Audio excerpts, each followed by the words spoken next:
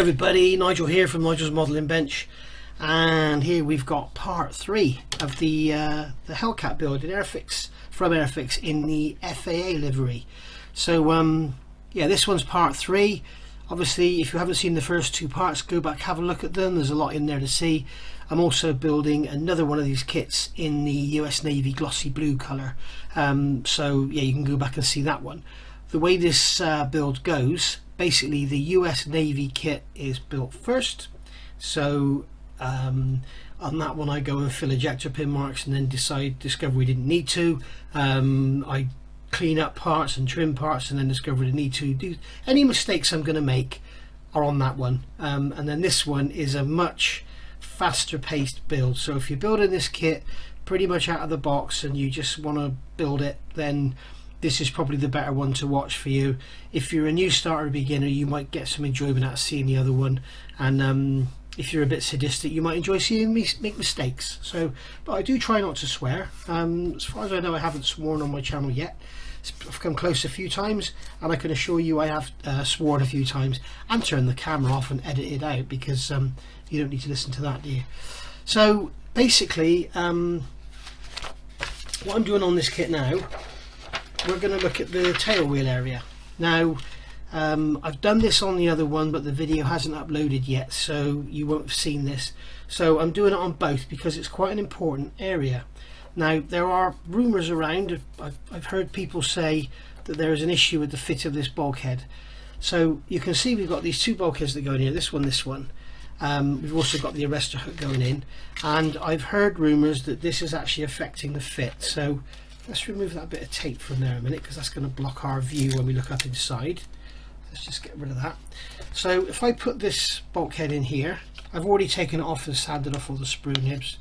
So if I take that off and put that up in there, when I put these 2 halves together, you'll see how well it fits, and it is perfect. Okay, the fit in there, it's nice and tight, it's not rattling around, it's not affecting anything closing up, it's lovely. Okay, so there we go. So that one is perfect. This one, if you notice, it's got a draft on it, it's got an angle on it. Basically it needs to go in with the ejector pin marks facing backwards. So you want the ejector pin marks facing to the rear, and we're going to put this one in here. Okay, and straight away we can see that it's not going down in, it's popping up. And I can tell you what's going to happen when I put this fuselage together. So I know what happens because I've already done this. When I put these fuselage halves together, you can see they're held apart, and if I push them together, get up on the camera, you will see there that it's actually making that part bow. So I'm thinking, well, it's too wide or whatever, and blah blah blah blah. Like I said, I've already done this, so I know what to do. Basically, come along with a sanding stick, take a little bit off the bottom, nothing too much, just take a bit off the bottom of those legs and allow it to sit down in better. Again, make sure you've got the ejector pin marks facing rearwards. And now when we put it together, the fit should be, hang on, it's not got in the groove, I'll just push it forward a second. There we go. The fit should be perfect, and it's not bowing at all now. You see I can squeeze the fuselage up together, it's not bowing at all. So we can now do a test fit with both of these in. So I'll put this one in here, again ejector pins facing backwards, that's the most important thing. And this one you can't go wrong because it only goes in one way. And then push the 2 together, and there we are, all done, all lovely, and it will go together with no problem at all. Now I'm not going to fit these now because I was asking questions about painting. Now with the, you can see on here they're telling you that this area here should be glossy blue if you're doing A, B or D. That's the 2 Americans, or the French version. C is the FAA, which I'm doing. They're saying that should be 90, which is, according to them, 90 is a matte beige green. It says approximately sky.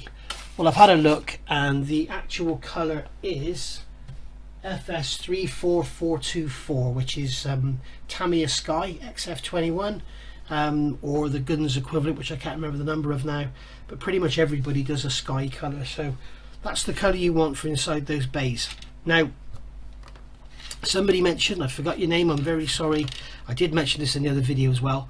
I've been asking questions, why on earth would this be green and this be the colour of the outside of the aircraft?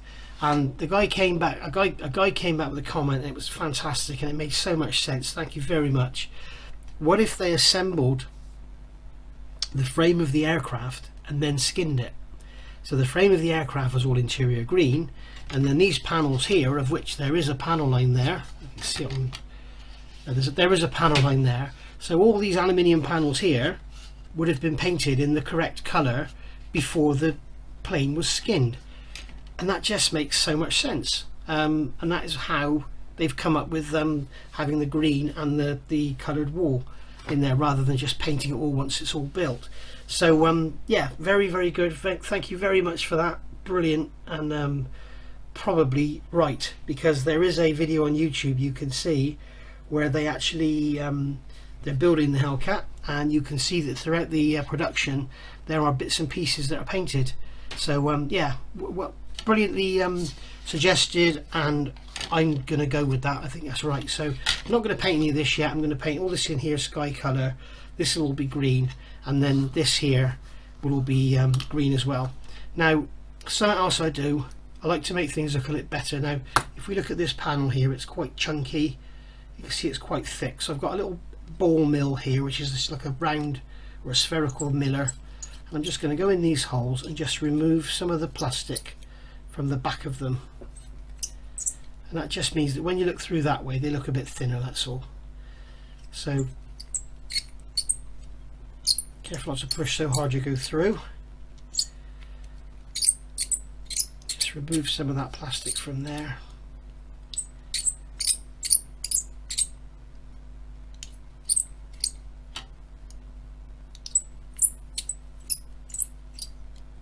And there we go.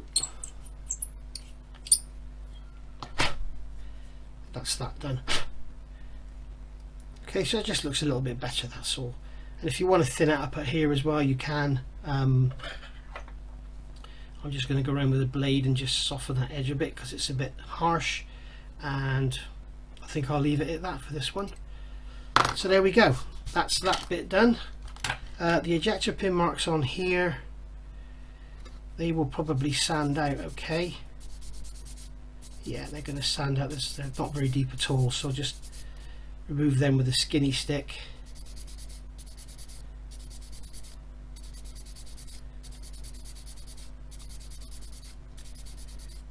There we go, they're gone. So that's that done. And then there's a couple on the top. Remember, they're not that important because you're looking up this, sort of looking along it rather than straight at it, so you probably won't see them anyway, but I can guarantee you'll see them when there's a wash in there and it goes ring and it clings round onto your ejection pin mark. So ejector pin marks, sorry, I keep saying ejection pin, it's an ejector pin. Right, so that's that done. What's next? Right, so we're going to look at the arrestor hook next. Obviously all of this here I'm not going to be doing because the belly's not going to be open on this one, so there's absolutely no point whatsoever in putting all this inside. You're not going to see it, so I'll have all those parts for the spares box. Now if you've already seen the US Navy build that I'm doing, you've seen this already, and I've already done the arrestor hook bit and sprayed it the correct blue colour. And you may remember that one of the problems with this, it actually doesn't actually fit. So before you go and paint it and make it look all pretty, make sure you make it fit. Now basically this pin here is 2.25 diameter and this slot is only 1.95 diameter, so we've got to take a bit off each side. So you can just sand one side of that pin and then sand the other side. And we don't want a nice snug fit, we want it to be a little bit floppy, because a little bit floppy is good. We don't want it too floppy, and we don't want it tight, we just want it a little bit floppy, because a little bit floppy is a nice sliding fit. Here we go, so that's 1.8, so we've got like 0.1 clearance now. So that can go in there like so. And then when we put the two halves together, we probably drop everything. Come on, Nige, you're fumbling. Oh dear. Put the two halves together.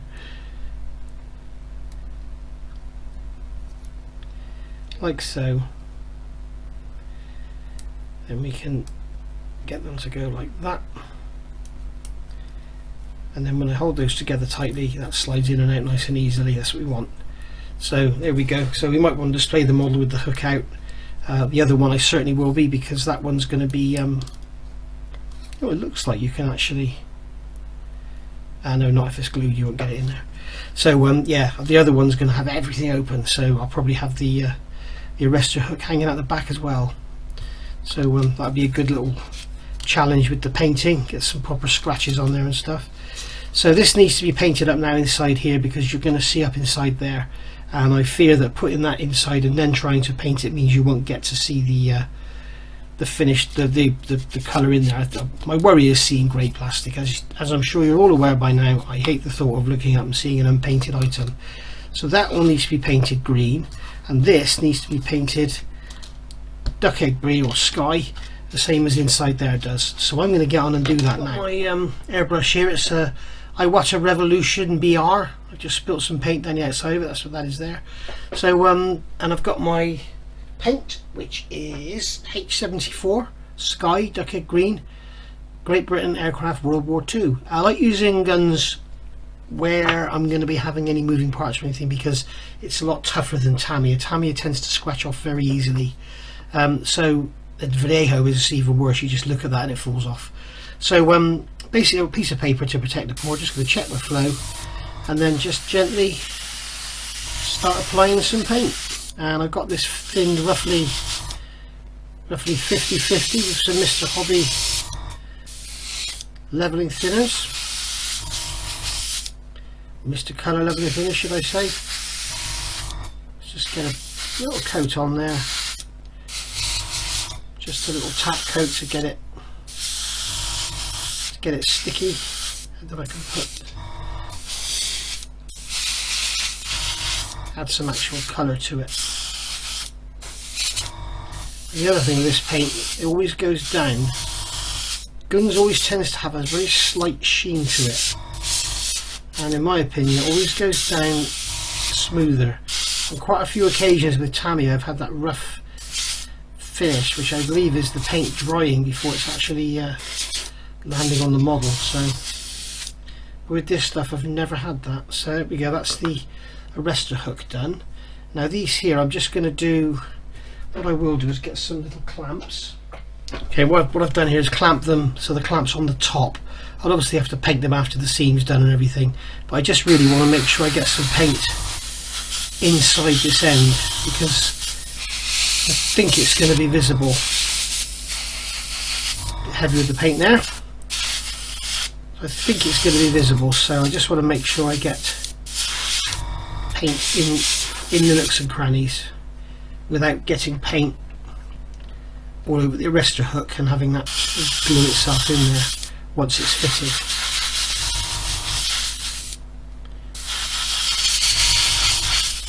There we go, that's the inside of that painted.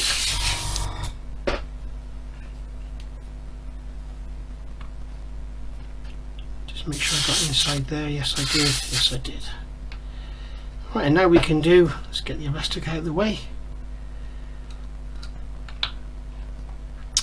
Now we can do the insides of our fuselage. You can see there's ejector pin mark there. I didn't bother doing them because you won't see them, or that one.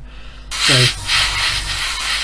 same sort of mix of paint, same sort of pressure. I'm just painting this rear area. I lightly at first just to get a tack in there. And there's around the edge of the bay as well, because that's all going to be the same colour. And then this is actually what's going to define which one's which.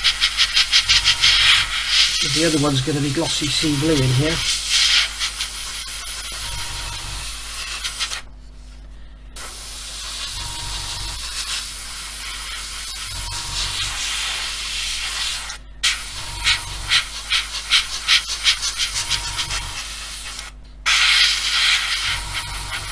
And if this was a more sort of vulnerable area, I probably would have done some pre-shading.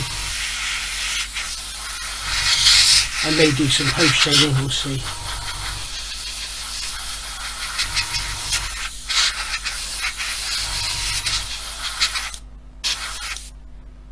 There we go, that's those painted.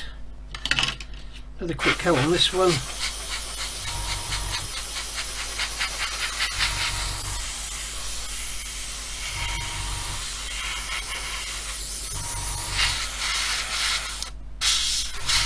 Fluff or something there.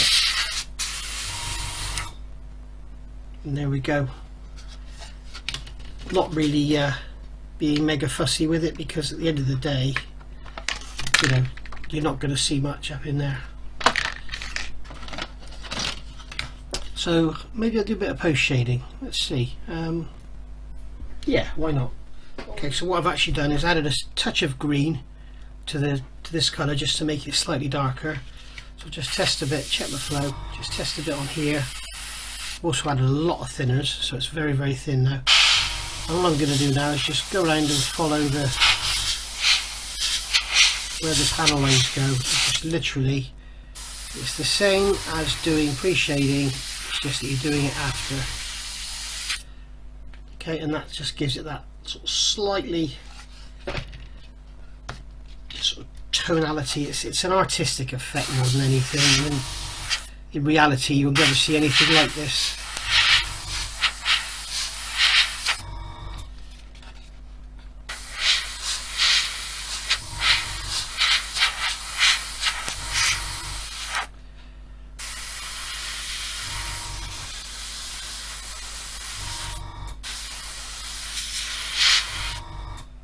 There you go. And if you really want to, then what you can do is go in the middle of each square and pick out and make them lighter still. So, you know, it's up to you.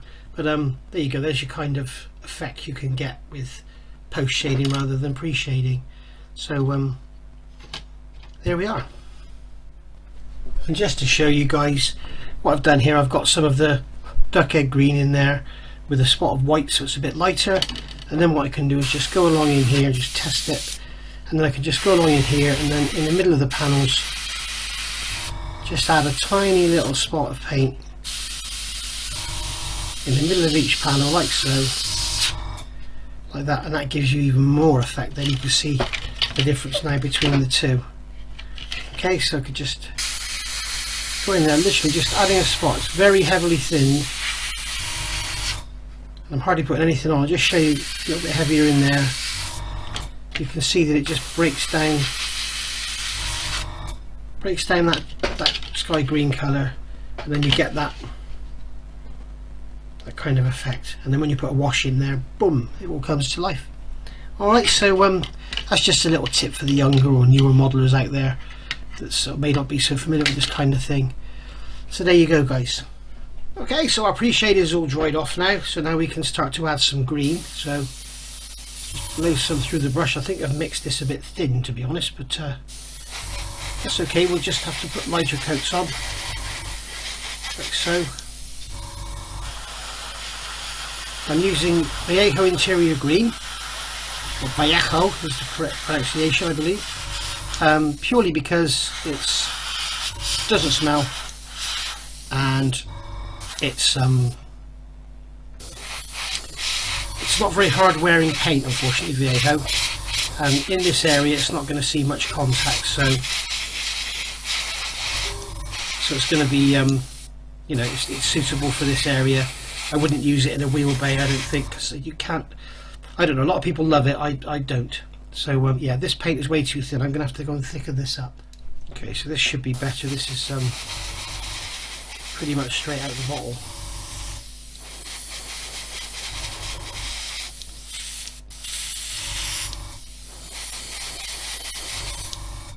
I'm having some issues with my airbrush today and it's driving me crazy.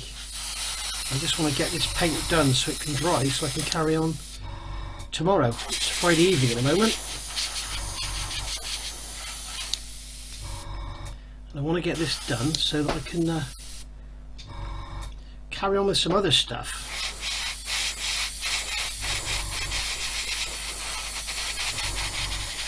That's better. Now we can come in from all the angles, make sure we get everything painted nice and green.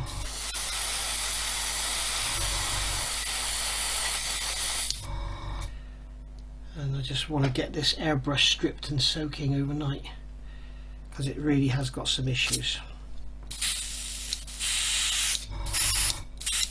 Get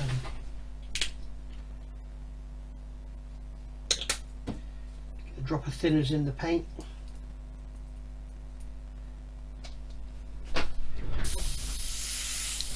Right, and on this one I only need to do a little bit of this area, so keeping the airbrush angled over so I'm blowing away from the masking tape, not into it. The same on this side.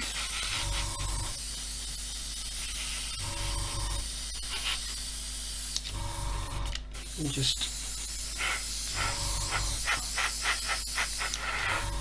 sticking together, unfortunately.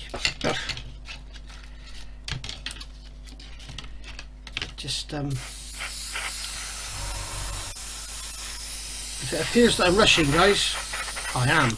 I just want to get this green paint on here and go and have a shower and go out.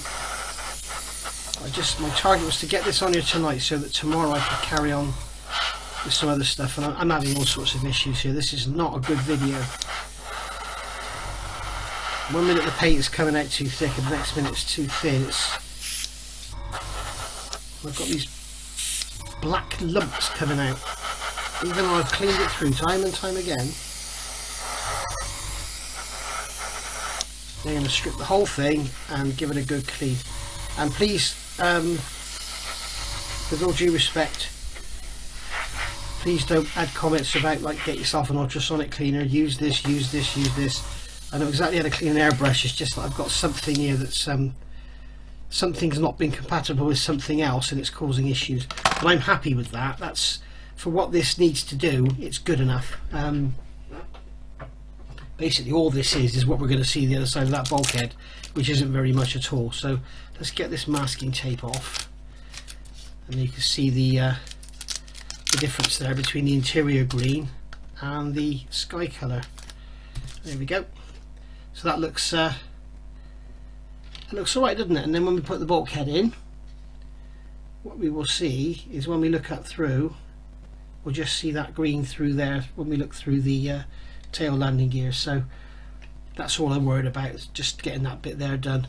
Obviously the cockpit will be different because this area here stays pretty clean. This area here would be pretty much beaten about and stuff. I think I might give this a good hard weathering. I found some photographs of some British Hellcats, and by God, they look like beat up, like they've been in the desert for 6 months. They really do look beat up, and like covered in scratches. Well, not scratches, but you know, oil marks and blotching and fading and different. Oh, it looks fantastic, to be honest. So anyway, we'll call that a day for this painting bit, and then I'll come back and do some more with you in a minute. Okay, so we've got all that painted now.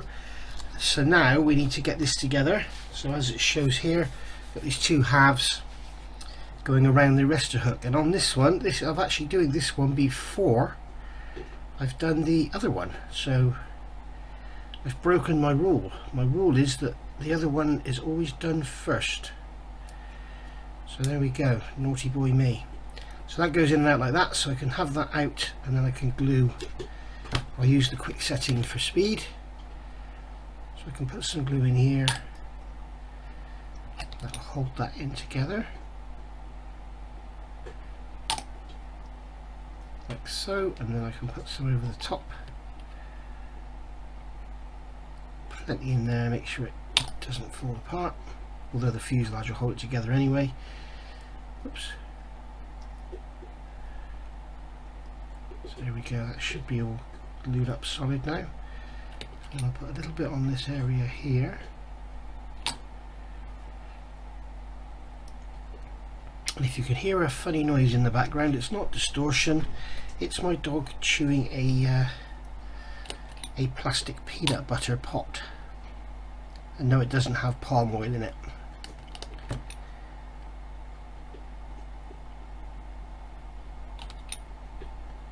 Put some in there.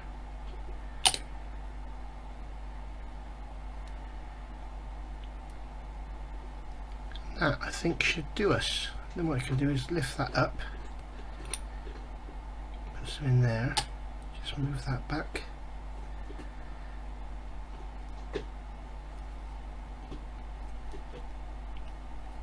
And there we go, the arrestor hook still moves. So now we can, I'm not sure how much of this is going to be seen, but yeah, it's going to be there. So what we'll do is we'll just give that seam a quick little clean. Nothing too much, because in fact what I think I might do is let it go off and then cut that plastic lump off, because that does look a little toy-like, doesn't it? Okay, so I've done that now, sanded it smooth. I filled the little divot left, but I cut that part off. So yeah, all sanded round now, so just a case of getting it painted again now. And here's the one off the US Navy version making a guest appearance. So just give this a spray. I'm using Tamiya XF21 here because I find it dries quicker, so it allows me to move along a bit faster. And you can also see then the colour difference, see what sort of difference we've got, and maybe use that later to our advantage for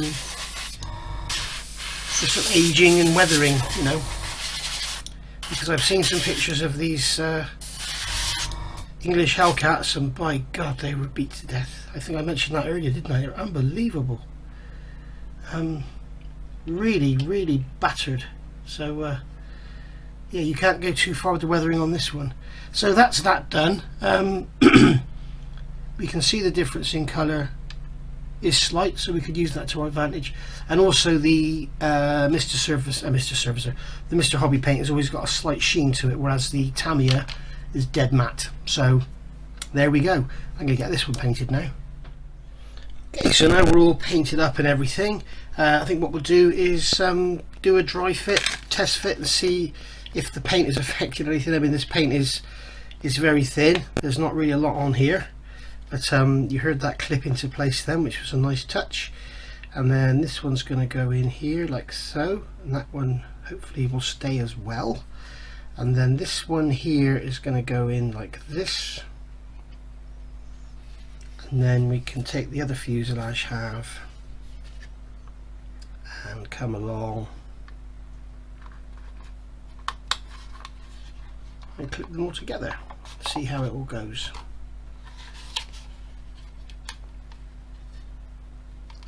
I can see that that one there is out of line, so I'll just take this.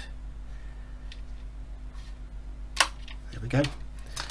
That was the little small bulkhead. That's clipped into place now. So yeah, it all fits absolutely fine. Yeah, I will need to remove the paint, I think, because it looks like we've got a slight, it's just holding it apart there. So I'm just going to have to sand the paint off. So Airfix have managed what Wingnet Wings manage, as I've said before, and they've the fit is that good. They've actually managed to get the they've actually managed to get the paint to interfere with the fit. So there we go.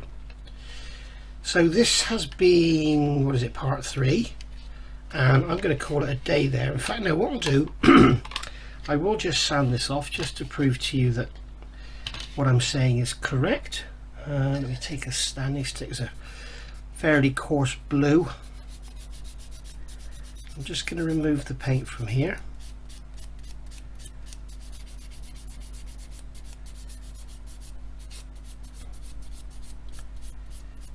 It's quite incredible. This they've managed to get their tolerances that tight.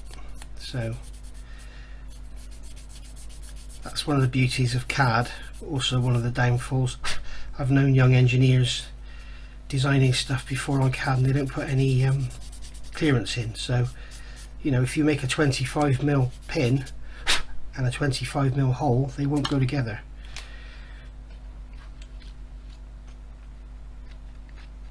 So you need to put tolerances in and fits and everything. You've got your H's and your all sorts of different fits for press fits and sliding fits and interference fits. So let's just try that. Oops.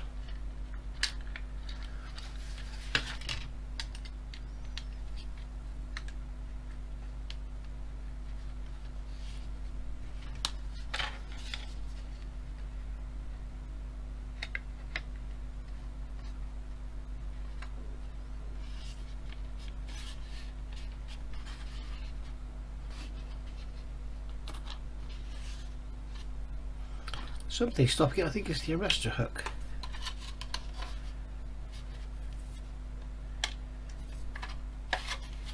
There we go.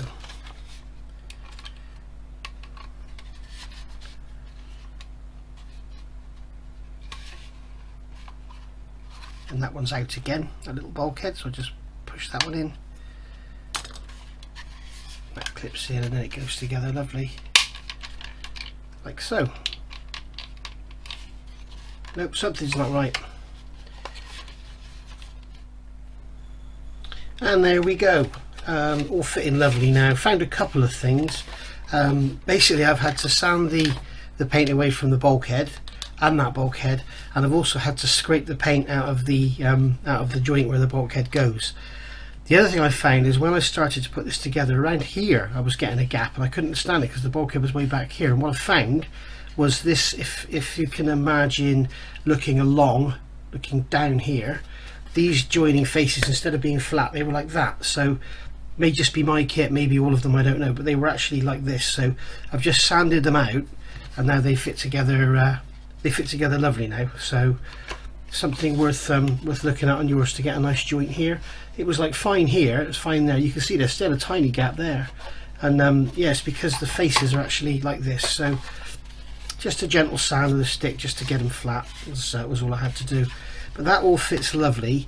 Now I'm not going to glue any of this in place at the moment, basically because I don't want it all in the way, and also I need to put some paint. When you scrape the paint off of the rear bulkhead, you can see that actually part of it becomes visible under there. So I want to paint that bottom section again, just that bottom bit there, and then we're done.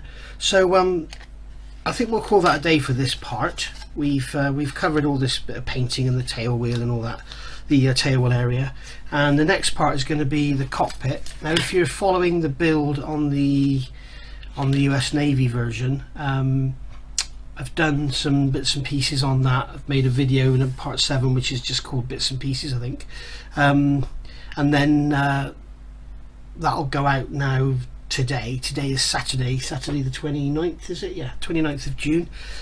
So that'll go out today. This one may well go out today as well, and then part 8 of the other one will be the cockpit, and I think it's going to be a fairly long video, so that one will be in depth, and then this one, the cockpit, will be sort of more of an overview rather than an in-depth. So thanks for watching, thanks for tuning in, and look forward to seeing you all in part 4. And by the way, thank you to all those who subscribed. There's lots and lots of people subscribing every day. Thank you for the donations I've been getting on Patreon. It's very gratefully received. I need to get this camera microphone situation sorted. What I'm finding now, I've got this new mic, so things are slightly better, but I'm having to alter the volume on every single snippet, because for some reason, it's probably because I'm using an iPhone, but I record a snippet now, stop it, start recording again, and it's blowing your ears off, and then the next one you can hardly hear me. So it's all about the volume level. I don't know how it sets itself, so I don't know. So yeah, I need some better equipment without a doubt. So yeah, thanks for watching, and I'll see you in part 4. Bye for now.